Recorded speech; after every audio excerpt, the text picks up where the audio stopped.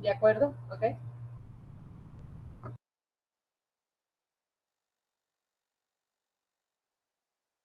¿Sí logran ver mis diapositivas? Sí, se logra ver. Sí. Ya se ve. Ok, bueno, entonces esta es mi presentación. Vamos a continuar con el tema. O sea, mi compañero se quedó en normas de revelación. El tema que me tocó a mí es normas de presentación.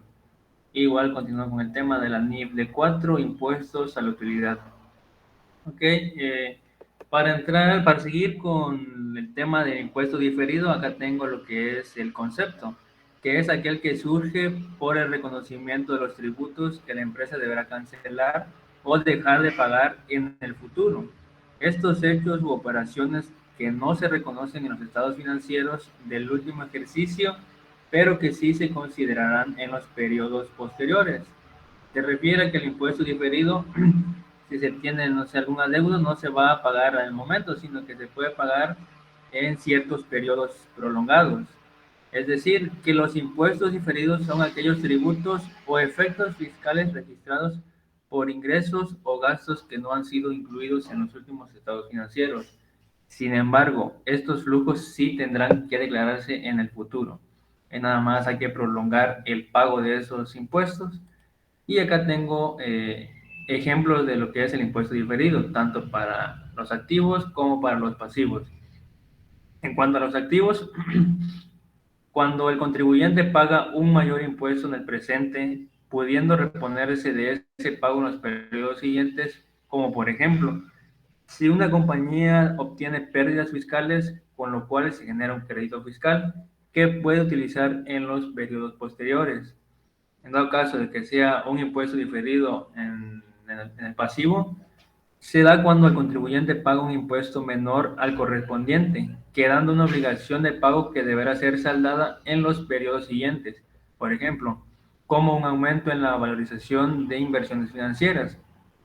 Es decir, cuando tenemos un activo nos resulta un saldo a favor, lo cual podemos utilizar en ciertos periodos cuando tengamos un saldo en contra, un saldo a pagar. A esto se refiere con el impuesto diferido, que son, pues, ya sea saldo a favor o saldo a pagar que podemos utilizar en periodos posteriores. Ok, las normas de presentación, siguiendo ahora con el impuesto causado. Este se integra dentro del balance general. El impuesto causado deberá presentarse como un pasivo a corto plazo.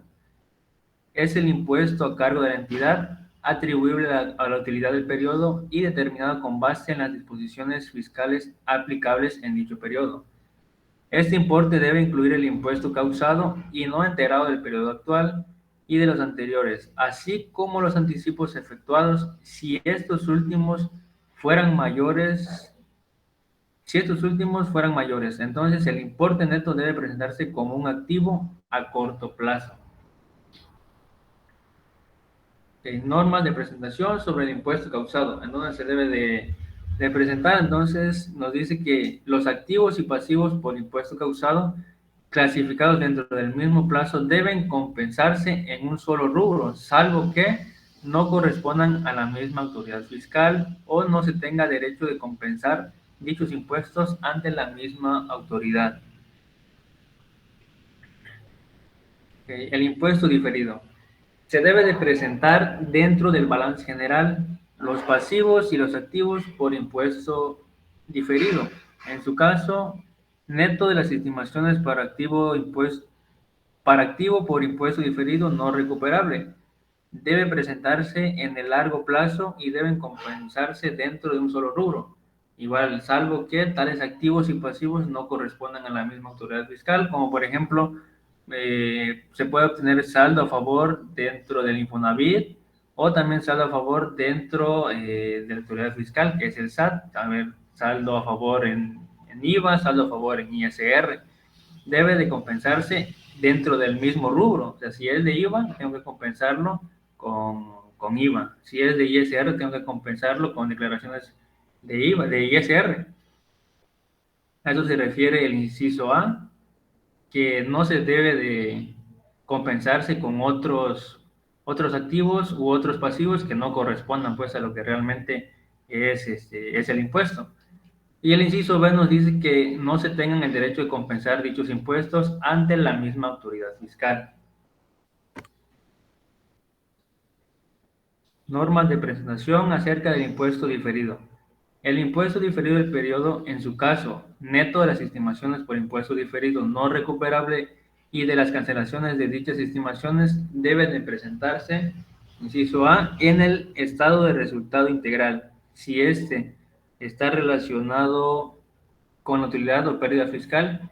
Este impuesto debe incorporarse como un componente del rubro denominado impuesto a la utilidad, sin incluir el impuesto atribuible de las operaciones discontinuadas, junto con las transacciones o sucesos del cual ha surgido, ya sea en otros resultados integrales, directamente en el rubro de capital contable o en el crédito mercantil.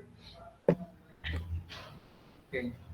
Continuando con las normas de revelación, deben de revelarse las notas para los estados financieros, como cuáles, como por ejemplo la composición del impuesto de la utilidad, presentado en utilidad o pérdida neta del estado de resultado integral, desglosando los importes de los impuestos causados y diferidos.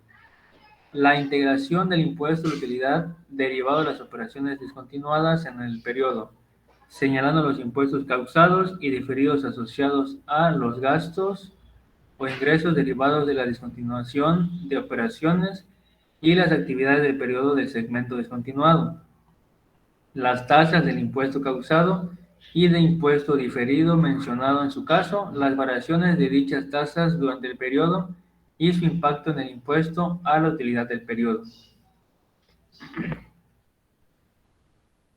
Continuando con las normas de revelación, continuando con las notas en los estados financieros, nos dice que los conceptos se deben de revelar tanto los importes de los impuestos causados y diferidos que se reconocieron fuera de los resultados del periodo, ya sea en otros resultados integrales directamente en un rubro de capital contable o en el crédito mercantil y los montos por los que se efectuaron. En el caso de pasivos por impuesto diferido, los conceptos, importes de las diferencias temporales acumulables más importantes que originaron dichos pasivos. En el caso de activos por impuesto diferido, el importe bruto en la estimación del impuesto diferido no recuperable y las variaciones de este último concepto en el periodo relacionado de dichos importes. ¿Cuáles importes? A lo que se refiere es a los conceptos de diferencias temporales deducibles más importantes. Las pérdidas fiscales, en su caso, deben mencionarse las fechas de vencimiento para su aplicación y los créditos fiscales. En su caso, deben mencionarse las fechas de vencimiento para su compensación. Ahora, siguiendo nuevamente con las notas en los estados financieros acerca de las normas de revelación tanto del impuesto causado como del impuesto diferido, nos menciona que el impuesto diferido derivado de los ajustes a valor razonable de los activos adquiridos y pasivos asumidos como consecuencia de las adquisiciones de negocios efectuadas en el periodo, además de los pasivos y activos contingentes relacionados con el impuesto a la utilidad, como por ejemplo una deducción fiscal que esté en litigio y las cuentas fiscales relacionadas con el capital contable. ¿Cuál es la vigencia de la norma de información financiera NIFD 4 acerca del impuesto de utilidad? Nos dice que las disposiciones contenidas en esta norma entran en vigor para los ejercicios que inicien a partir del 1 de enero de 2008. Anteriormente había cierto boletín que era el de la NIFD 4, que se dejó sin efectos a partir, obviamente, del 1 de enero del 2008. ¿Cuál era ese boletín? Era el boletín D4 y llevaba por nombre Tratamiento Contable del Impuesto sobre la Renta, del impuesto al activo y de la participación de los trabajadores en la utilidad, además de dejar sin efectos al circular 53, que se llamaba definición de la tasa aplicable para el reconocimiento contable del impuesto de la renta a partir de 1999. Y también otro documento que se dejó sin efecto es el circular 54. Interpretaciones del boletín D4, tratamiento contable del impuesto sobre la renta, del impuesto al activo y de la participación de los trabajadores en la utilidad. ¿Okay? ¿Cuáles son los transitorios?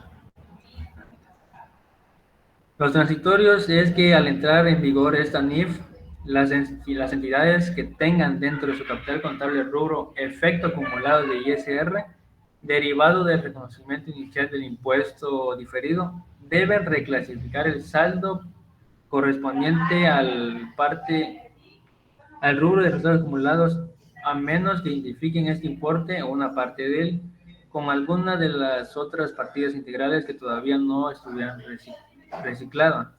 En este último caso, el monto respectivo debe incorporarse a la otra partida integral correspondiente.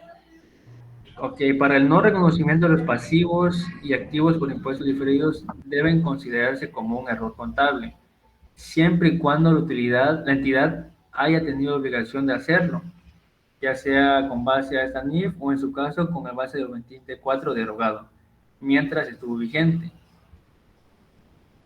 Como conclusión, el impuesto causado resulta del reconocimiento en el periodo actual para efectos fiscales de ciertas operaciones de la entidad. Tanto el impuesto diferido también debe corresponder a operaciones atribuibles al periodo contable actual, pero que fiscalmente son reconocidas en momentos diferentes. Ahora, los impuestos diferidos se constituyen cuando la entidad económica adelanta o aplaza el pago de cualquier contribución a la autoridad administradora, lo cual origina una discrepancia entre la legislación fiscal y la técnica contable, siempre que la entidad pueda probar razonablemente que en el futuro podrá reversir dicho diferimiento, ya sea que por la generación de utilidades, la amortización de pérdidas o el acreditamiento de créditos fiscales que sean legalmente responsables. Sí, se habló del impuesto causado y el impuesto diferido. Y acá está como un resumen de lo que significan estos y de su presentación en los estados financieros y en el balance general. Ok, muy bien, ahí termina, ¿verdad, Luis Francisco?